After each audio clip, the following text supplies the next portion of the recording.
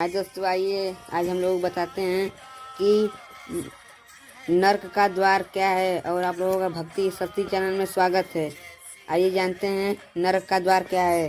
कई अलग अलग चीज़ों को संदर्भित करता है। यह तुर्कमेनिस्तान में एक जलता हुआ गड्ढा है जिसे दारवाजा गैस क्रेटर भी कहते हैं, जो पौराणिक रूप से नर्क का प्रवेश द्वार माना जाता है।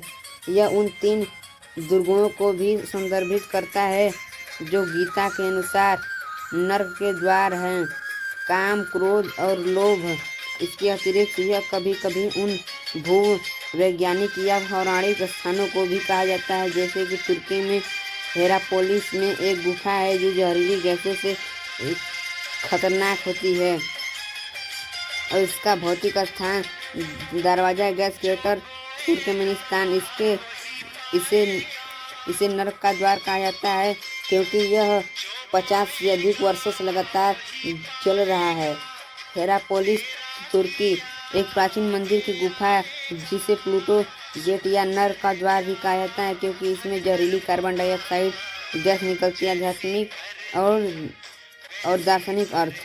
3 द्वार भगवद गीता के अनुसार काम, इच्छा, क्रोध और लोभ 3 मुख्य द्वार हैं जो मनुष्य के पतन का कारण बनते हैं।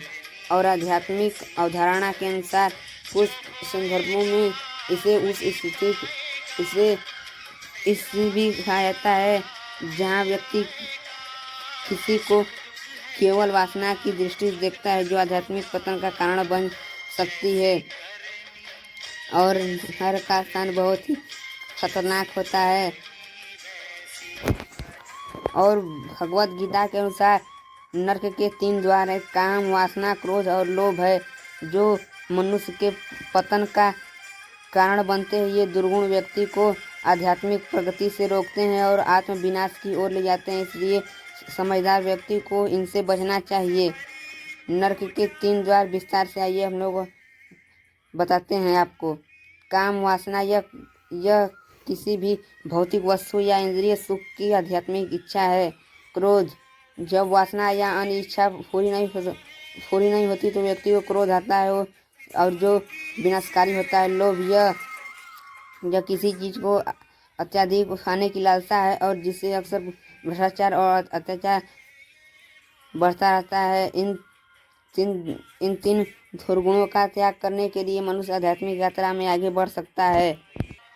और गरुड़ पुराण के अनुसार स्वर्ग धरती के ऊपर है तो नर्क धरती के नीचे यानी पाताल भूमि में है। इसे अधोलोक भी कहते हैं। महाभारत में जब राजा परीक्षित ने सुखदेव जी से पूछा था कि नर्क लोक कहाँ है, तब उन्होंने कहा था कि नर्क त्रिलोक के भीतर है। ये दक्षिण की ओर पृथ्वी के नीचे जल के ऊपर स्थित है। हिंदू धर्म के अनुसार नर्क के देवता यमराज हैं, जिन्हें मृत्यु का देवता और धर्मराज भी कहा जाता है। वह सभी जीवों के कर्मों का हिसाब करते हैं, उसी के अनुसार उन्हें स्वर्ग नर्क में भेजते हैं। हिंदू धर्म के अनुसार यमराज नर्क के राजा हैं, जो मृत्यु के देवता भी हैं। बुरे कर्मों करने वाली आत्माओं को न्याय करते हैं। ईसाई धर्म की मान्यताओं के अनुसार शैतान को नर्क का राजा माना जाता है, जिसने ईश्वर के विरुद्ध विद्रोह किया था। यमराज, जिन्हें धर्मराज भी कहा जाता है, हिंदू पौराणिक कथाओं में भगवान सूर्यदेव और संज्ञा के पुत्र थे। वे मृत्यु और यम के भगवान होते हैं और उन्हें नर्क का मृत्यु के स्वामी भी माना जाता है। और नर्क की रानी की अवधारणा हिंदू और कुछ अन्य धार्मिक परंपराओं में नहीं है, जहां यमराज को नर्क का राजा स्वामी माना जाता है। हालांकि ईसाई परंपरा में नर्क की महारानी शब्द का उपयोग कैथोलिक वर्जिन मैरी को संदर्भित करने के लिए किया गया था, जो अब लुप्त प्राय हो गया है। हिंदू धर्म के अनुसार यमराज का पुराणों में विचित्र विवरण मिलता है और पुराणों के अनुसार यमराज का रंग हरा है। वे लाल वस्त्र पहनते हैं। यमराज भैंसे की सवारी करते हैं। उनके हाथ में गदा होती है।